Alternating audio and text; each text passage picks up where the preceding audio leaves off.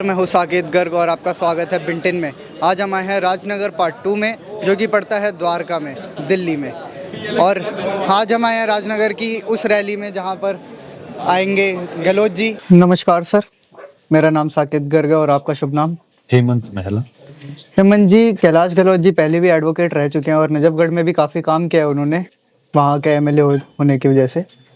तो सर इस बारी राजनगर में आए हैं वो बीजेपी की तरफ से, वहाँ से टिकट मिली है इन्हें। और जो एडवोकेट उनका एक्सपीरियंस रह चुका है एज एन एडवोकेट, उससे क्या उनकी कोई राजनीति पे फर्क पड़ता है? बिल्कुल 16-17 साल उन्होंने प्रैक्टिस करी है हाई कोर्ट सुप्रीम कोर्ट में, और कहीं ना कहीं तो एक्सपीरियंस हमेशा काउंट करता ही है।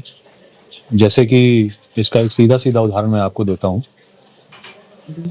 जो कि दिल्ली स्टेट में ही हुआ है। पूरे इंडिया में किसी भी एसोसिएशन को, बार काउंसिल को बार काउंसिल ने नहीं किया, जो कि उन्होंने वकील भाइयों के लिए जितने भी हमारे दिल्ली में एनरोल्ड है मेडिकल स्कीम वो लेकर आए। तो ये कहीं ना कहीं अनुभव ही है, जो कि उन्होंने लॉयर्स और लॉयर्स की फैमिलीज को बेनिफिट दिया, और जो कि हिंदुस्तान में सिर्फ दिल्ली में ही ये स्कीम शुरू हुई। तो Delhi is the first state जो कि वकीलों के लिए इंश्योरेंस वो लेकर आए। तो सर जैसे हरियाणा में मेडिकल फैसिलिटी, हरियाणा में हाउसिंग फैसिलिटी दी जा रही है एडवोकेट्स को, तो सर यहाँ पे भी कुछ प्रबंध हो सकता है उनके लिए, एडवोकेट्स के लिए कुछ ला सकते हैं कैलाश गहलोत जी? नहीं, बिल्कुल प्रयास करेंगे वो। जो भी हमारे वकील भाइयों के लिए, बहनों के लिए, जो भी और बहुत सारी हैं हाउसिंग के साथ साथ, सबसे पहला तो इंफ्रास्ट्रक्चर की बात है। एक एडवोकेट इंफ्रास्ट्रक्चर उसको नहीं मिलेगा तो वो कैसे प्रैक्टिस करेगा? यंग लॉयर्स हैं, उनके लिए इंफ्रास्ट्रक्चर जो कि बहुत जरूरी है। जो बच्चे जुडिशरी की तैयारी करना चाहते हैं उनके लिए एक इंफ्रास्ट्रक्चर अलग से दें, जो कि वो ऑलरेडी अपने उन्होंने जितनी भी हमारी लॉयर्स की मीटिंग्स हुई हैं और ऑलरेडी वो इस प्रोसेस में है। तो जैसे ही वो जीत कर आते हैं और उनको मंत्रालय अगर मिलता है, और हम उम्मीद कर रहे हैं कि उन्हें मिलेगा ही, क्योंकि उनका अनुभव इतना है और उन्होंने बड़े अच्छे अच्छे काम किए हैं लॉयर्स फ्रेटर्निटी के लिए, तो जरूर ये उनके पहले एजेंडा में से होगा। वकीलों के लिए एक प्रॉपर इंफ्रास्ट्रक्चर, दूसरा प्रॉपर चैम्बर्स, फिर आपकी हाउसिंग स्कीम्स। सो ये तमाम मुद्दे हैं जो कि वो ऑलरेडी उस चीज पे वर्क कर रहे हैं। तो सर जैसे आम जनता पे, आपके आने से पहले आम जनता से हमने कुछ बात की थी और उससे हमें पता चला है कि कुछ डिसीजन लिया जा रहा है कि न्यू एडवोकेट्स को भी स्टाइपेंड दिया जाए, जो कि प्रैक्टिस यहाँ पे करना चाह रहे हैं और अभी काम की तलाश में है। तो सर जो स्टाइपेंड है, क्या वो देना न्यू एडवोकेट्स को सही है? कैसे दिया जाएगा वो सर? नहीं, बिल्कुल दिया जाएगा। जितनी भी बार एसोसिएशंस है, और ये होना चाहिए। मैं अभी आपको बोलने ही वाला था इस विषय पे। अच्छा है कि आपका प्रश्न इस पे आया। हमारे नए जनरेशन के जो भी लॉयर्स हैं, सारे तो इतने कैपेबल नहीं हैं। बहुत सारे यंग लॉयर्स हैं जो कि अदर स्टेट्स से आए हैं। उनको कम्युनिकेट करना, उनको कोर्ट में पहुंचना, सो ये एक स्टाइपेंड उनको मिलना चाहिए। बाकी अदर स्टेट्स में भी हुआ है। 5,000 तक की राशि अगर नए लॉयर्स को मिलती है फॉर अ लीगल, अपने आने जाने का, कम्युनिकेट करने का एटलीस्ट, तो वो आके बेधड़क होके, क्योंकि बहुत सारे लॉयर्स हैं उनके पास कोर्ट पहुंचने के ही पैसे नहीं होते, तो एटलीस्ट वो हो और फिर इंफ्रास्ट्रक्चर हो, तो बिल्कुल इस विषय पे प्रायोरिटी पे रहेगा। जितने भी तमाम बार काउंसिल ऑफ इंडिया है, बार काउंसिल ऑफ इंडिया को कॉन्फिडेंस में लेते हुए, फिर बार काउंसिल ऑफ दिल्ली के हमारे जितने भी मेंबर्स हैं और बार एसोसिएशंस हैं जितनी भी, तमाम उनको सबको कॉन्फिडेंस में लेके ये चीज़ हम शुरू कर सकते हैं। तो सर जैसे जो स्टाइपेंड है वो दिया जाएगा जो लॉयर्स को, अगर उसकी जगह जैसे कांग्रेस ने वादा किया हुआ है तो अप्रेंटिसशिप देंगे 1 साल की हर स्टूडेंट को जो भी उनका प्रोसेस पे अप्लाई करता है, तो अगर सर ये दिया जाए स्टाइपेंड की जगह, अगर उनको अप्रेंटिसशिप दी जाए या इंटर्नशिप दी जाए, तो सर वो बेटर नहीं रहेगा कहीं? नहीं, बिल्कुल ये एक और चीज़ है जो कि ऑलरेडी करी भी है। जितने भी हमारे लॉयर्स ब्रदर्स सिस्टर्स हैं उनके लिए फ्री कोचिंग भी है। फ्री लाइब्रेरी भी उनको प्रोवाइड का प्रोसेस अभी भी चल रहा है कि उनको पढ़ने के लिए लाइब्रेरी दी जाए। तो सर जो एडवोकेट्स के लिए इंटर्नशिप और अप्रेंटिसशिप की बात है सर, वो यहाँ पे तो कुछ अलग ही मुद्दा हो गया मेरे ख्याल से। सर जो उनके लिए अप्रेंटिसशिप की बात कर रहे हैं हम, अगर सर उनको काम मिलेगा तो काम से उनकी पहचान बनेगी और उससे और काम मिलेगा, जाहिर सी बात है, क्योंकि प्रचारिकता पर तो एडवोकेट्स को बैन है, जैसे कि आपको पता ही होगा। जी जी जी।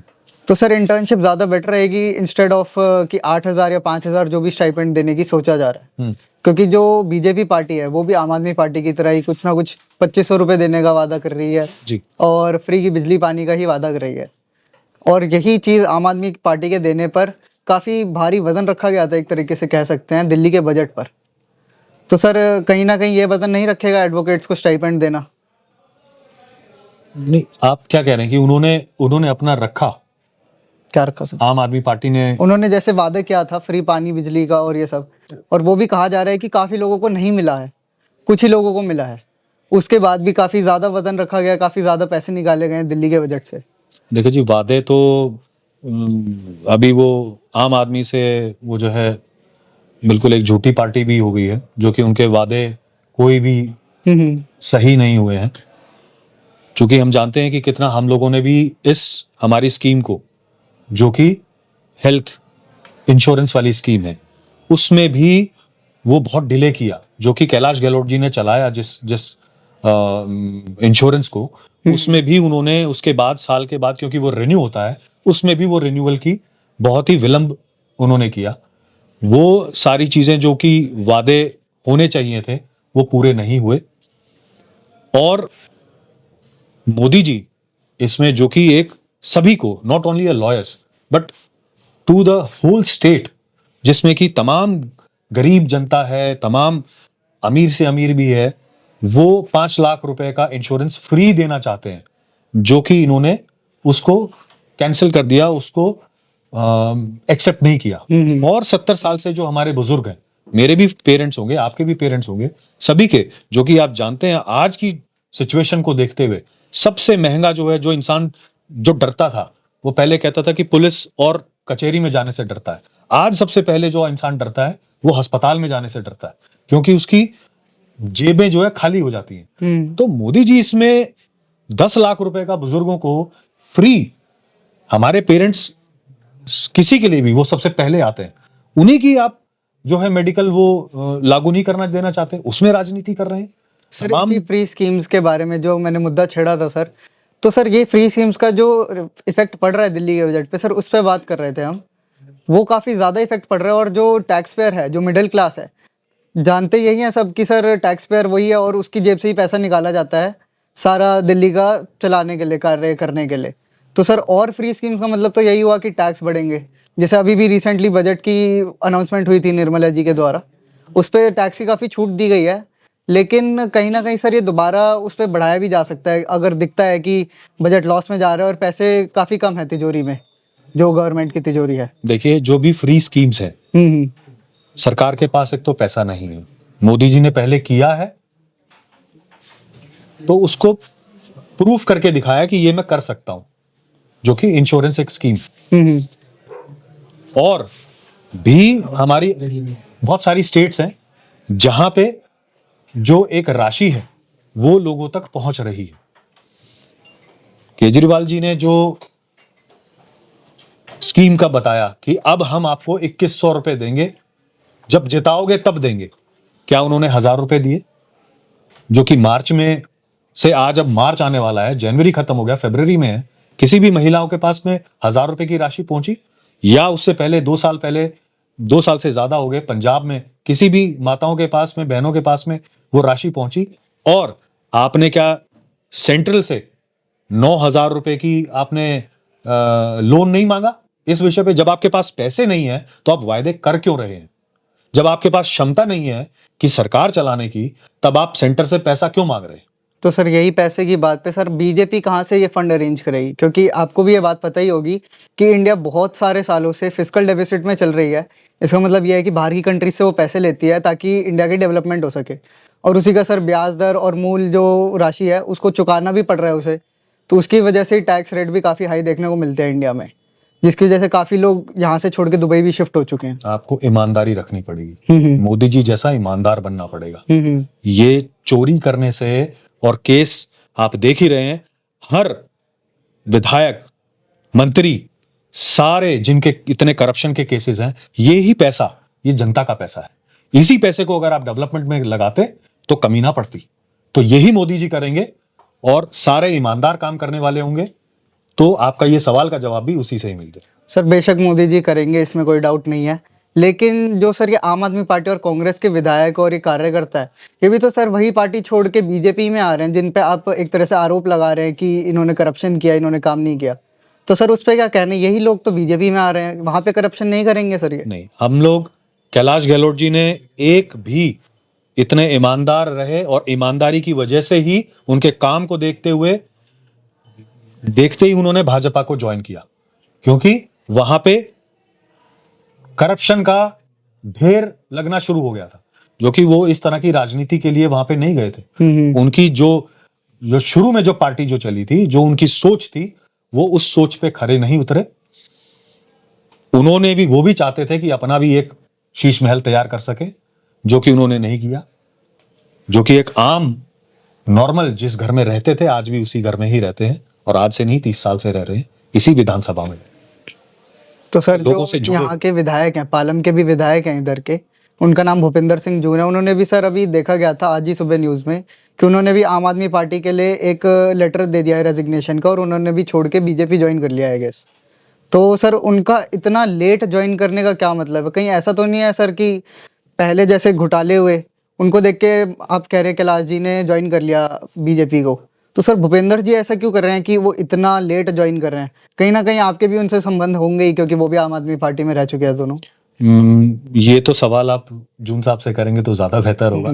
हम तो उन्हें एज अ लॉयर ही जानते हैं, है ना। तो ये आप सवाल उनसे करेंगे कि आपने क्यों लेट ज्वाइन किया, आपको पहले ही आ जाना चाहिए था, तो वो बेहतर बता पाएंगे। तो सर मैं आपसे पूछना चाहूँगा कि बीजेपी का एक ये भी वादा है कि वो हर किसी के घर में दिवाली और होली पर एलपीजी गैस सिलेंडर देंगे। जी हाँ। तो सर एलपीजी गैस सिलेंडर की जगह अगर गैस पाइपलाइन डलवाई जाए, जैसे राजनगर ही है सर, इसमें गैस पाइपलाइन नहीं है, इसमें एलपीजी सिलेंडर रखे जाते हैं घर पे, बिल्कुल, जिसका सबको पता है कि काफ़ी डर रहता है कि कब खत्म हो जाए, अगर कोई मेहमान बैठा हो घर पे, कहीं उसके आगे बेइज्जती ना हो जाए कि जी हमारा तो सिलेंडर ही खत्म हो गया है अभी। तो सर इसके लिए क्या किया जाएगा? अगर आपने कैलाश जी के यहाँ पे राजनगर में गली गली जितनी भी में गए हैं, उन्होंने बोला है कि यही सारे मसले हैं जो कि प्रायोरिटी पे रहेंगे। गैस की पाइपलाइन है, स्वच्छ पानी है, तो यही सारी चीजें हैं जो कि सबसे पहले सरकार बनते ही ये सबसे पहले प्रायोरिटी पे करेगा।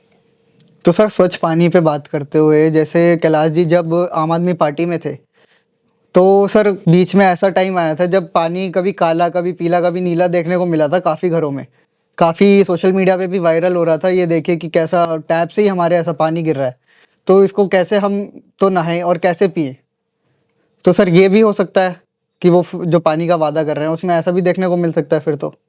नहीं, ये तो क्योंकि अरेंजमेंट तो नजफगढ़ में पूछिए जो उनका काम है, और यहाँ पे जो भी पानी माफिया है सबसे पहले वो खत्म करेंगे।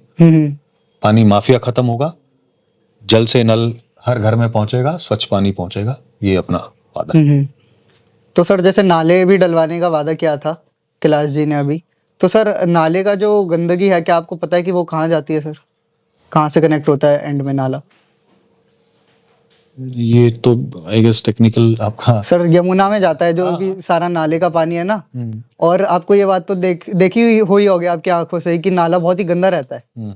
तो सर जो यमुना की सफाई की बात है, कहीं ये उस पर ओवरलोड नहीं करता कि जो नाले डलवाए जाएंगे वो भी सर यमुना को और ज्यादा ही एक्सटेंसिव वो देंगे? फिर से मैं आपको ये बोलना चाहूंगा कि यहाँ पे नियत होनी चाहिए।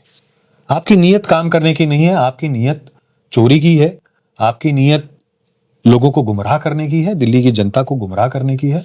तो आपकी नियत साफ होनी चाहिए, तो ही वो काम, हर काम, कोई ऐसा काम नहीं जो ना हो सके। सर यही एक्सपेक्ट करते हुए तो मैं कह रहा हूँ, मान लीजिए कैलाश जी ने डलवा दिए नाले, बहुत अच्छा काम किया, यहाँ पे ओवरफ्लो की प्रॉब्लम मान लीजिए खत्म हो गई उसकी जैसे, लेकिन सर जो गंदगी है वो तो यमुना में ही जाएगी ना? नहीं, ये हम ऐसे बैठ के कि यमुना में भी जाएगी, तो उसकी प्रॉपर आप ट्रीटमेंट है, उसके प्लान है, तो सारे उसी अकॉर्डिंगली ही काम होंगे। ऐसे नहीं है कि जा रही है तो जा रही है। आप अगर बाहर की अगर कंट्रीज में भी देखें तो वो सेम वो रिसाइकल करके वाटर को यूज करते हैं। सर बाहर that is की the planning. कंट्रीज की जो वो है वो तो अलग ही सर पॉलिटिक्स है थोड़ी। नहीं, क्यों हम बाहर के, this is not politics, this is about the infrastructure कि उसको रिसाइकल कर रहे हैं। तो इसमें पॉलिटिक्स नहीं आ रही है, इसमें सिर्फ आपको, अब जैसे मेट्रो आई ना लंदन में पिछले 150 साल से चल रही है, सेम प्रोसेस है, तो इंडिया में भी आया। तो कोई भी अच्छी अगर टेक्नोलॉजी है उस टेक्नोलॉजी को यूज करेंगे। और मेरे ख्याल से जो इसके जो कंसर्न और जो राइट पर्सन है और जो भी हमारे सीनियर हैं उस मसले पे जाहिर सी बात है हम। तो जैसे सर आपने कहा बाहर की कंट्रीज में भी मेट्रो चल रही है, जैसे मान लीजिए यूएसए में देखा जाए तो उसमें अंडरग्राउंड सबवे सिस्टम जो बना हुआ है वो सर ओवरलोड तो नहीं होता, बट यहाँ पे जो देखा जाता है रोज रोज का जो सिस्टम है वो है कि ऑफिस टाइम से आते जाते इतना ज़्यादा ओवरलोड हो जाता है कि खड़े होने की भी जगह नहीं है एक आम इंसान के लिए। तो सर पॉपुलेशन भी कहीं ना कहीं यहाँ पे मैटर करती है, और राजनगर की पॉपुलेशन आपको पता ही है कि काफ़ी ज़्यादा है। तभी तो बोल रहे हैं 27 साल हो गए हैं, भाजपा को मौका दीजिए, भाजपा आएगी, एक शुरुआत करेंगे अच्छी शहर अच्छा सिटी बनाने की और लोगों को अच्छा इंफ्रास्ट्रक्चर देने की, लोगों को अच्छा पानी देने की। तो ये 27 साल हो गए, 27 सालों का ये हाल है। तो जो सर नालों का इंफ्रास्ट्रक्चर जैसे मैनेज किया जाएगा वो मैनेज कैसे किया जाएगा जब यहाँ पे जो आधे से ज़्यादा मकान है एमसीडी के द्वारा नक्शे पास नहीं किए गए हैं, जिनके मान लीजिए जिसके 2 फ्लोर ही पास हुए थे उसने भी 3 से 4 फ्लोर ऊपर छाप के बैठा है, वो सर बना के बैठा है। तो सर उसकी गंदगी एक्यूमुलेट हुई है, और जो 2 फ्लोर की जो गंदगी होती है उसका डबल हो गया एक तरीके से। तो सर नाले भी कहीं ना कहीं जाम हो सकते हैं, ओवरफ्लो हो सकते हैं, और उसी का जो सिस्टम है सारा सर खराब हो जाएगा फिर। तो वही तो वो ऐसे नहीं बना है, वो सारे करप्शन से बने हैं, वो किसी ने ऐसे नहीं करे हैं। और कोई भी है उस पे जो गलत है उस पे जाहिर सी बात है एक्शन भी लिया जाएगा, और जो कि हर प्रोसेस का वो है, और जो भी प्रोसेस होगा उस पे हम काम करेंगे। तो सर जो एक्शन है इसका मतलब मैं क्या समझूं सर, उनके मकान तोड़ दिए जाएंगे? नहीं नहीं नहीं, मकान नहीं तोड़ दिए जाएंगे। जो हमारे करप्शन जो इस चीज को फैलाते हैं उसको सबसे पहले बंद करा जाएगा।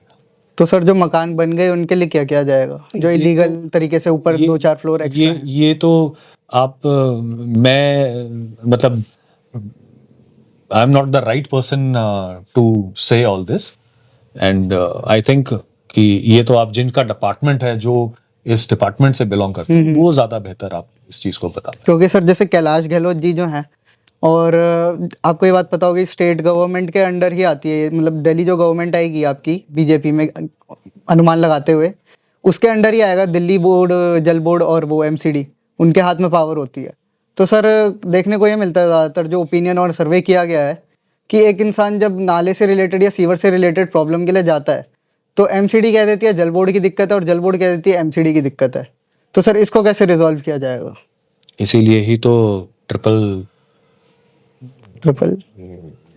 बन रही है कि ऊपर भी लोकसभा में भी बीजेपी भाजपा सरकार है और विधानसभा में भी, और नीचे भी रहे तो हम ज्यादा बेहतर काम कर सकेंगे उसके लिए। वो तो ठीक है सर, क्योंकि जो देखने को मिलता है केजरीवाल जी यही कहते हैं कि एलजी काम नहीं करने दे रही, और बात उनकी बिगड़ जाती है, कुछ भी आगे प्लान लेके जाते हैं तो कहते हैं स्टेट गवर्नमेंट को हमें मंजूरी नहीं हो रही है, दोनों सेंट्रल और स्टेट की, उस वजह से काम आगे नहीं बढ़ रहा है।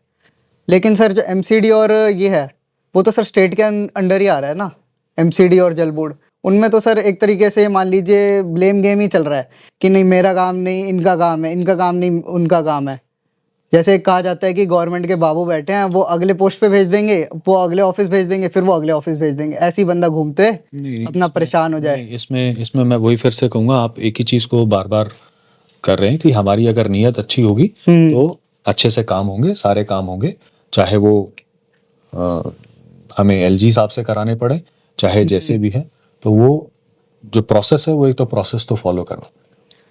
तो सर पॉपुलेशन 2 मिनट सर और तो सर पॉपुलेशन पे बात करते हुए जैसे कि बीजेपी का एक प्रॉमिस ये भी है जो मैनिफेस्टो में देखा गया है, वो है कि हर प्रेग्नेंट वुमेन को दिए जाएंगे 21,000 रुपये और 6 न्यूट्रिशन किट्स जी। तो सर दिल्ली की पॉपुलेशन क्या इंडिया की पॉपुलेशन ही अगर देखी जाए तो वो रैंक 1 पे चल रही है, चाइना को भी सरपास कर चुकी है, जबकि चाइना से काफ़ी कम एरिया है इंडिया का, आई गेस ऑलमोस्ट 1/4 एरिया हो जाता है उसका। तो सर ये एक और दिक्कत नहीं डाल सकती पॉपुलेशन सिस्टम पर कि कहीं ना कहीं ये प्रेगनेंसीज प्रमोट कर रही है उन अनपढ़ जनता के लिए जो नहीं जानते इस बारे में, थोड़ा जिन पे समझ नहीं है? नहीं, कहीं ना कहीं आपको तो इस चीज़ को अप्रिशिएट करना चाहिए। हमारी चाहे वो पढ़े लिखे नहीं भी हैं तो क्या उनको अधिकार नहीं है ये अच्छे न्यूट्रिशन लेने का या अच्छी डाइट लेने का? अधिकार की बात तो ठीक है सर, नहीं, लेकिन वो प्रेगनेंसीज तो होती ही फिर भी हाँ। उनको किसी और तरीके से भी हेल्प किया जा सकता है। लेकिन सर वो 21,000 रुपए की राशि मेरे ख्याल से थोड़ा सा उनको प्रमोट करती है और बच्चे करने के लिए और पॉपुलेशन बढ़े जिससे। और सर और पॉपुलेशन बढ़ेगी इसका मतलब यह है कि आने वाले टाइम पे यूथ और बढ़ेगा, और यूथ और बढ़ेगा तो सर बेरोजगारी और बढ़ेगी, जो कि आज के टाइम पे ऐसी प्रॉब्लम है जिसको एलिमिनेट करना बहुत ही ज़्यादा मुश्किल है, ऑलमोस्ट इम्पॉसिबल है बेरोजगारी खत्म करना, सीइंग द पॉपुलेशन। देखिए, सभी को जो भी हमारे नागरिक हैं सभी को अच्छा पोषण लेने की, बहुत सारी हमारी ऐसी माताएं बहनें हैं जो कि इनके कारण उनकी डेथ भी हो जाती है ताकि अच्छा न्यूट्रिशन भी नहीं मिलता है। तो वो भी फिर आपका सवाल होगा कि ये इनके लिए आप कोई कुछ कदम नहीं उठा पा रहे। Sir nutrition kits is very एक अप्रिशिएटेड। मिनट, और दूसरी एक और चीज, इसमें एक और चीज अप्रिशिएट करनी चाहिए। हमारे मोदी जी ने एक और कहा है कि जो 3 महीने की पहले जो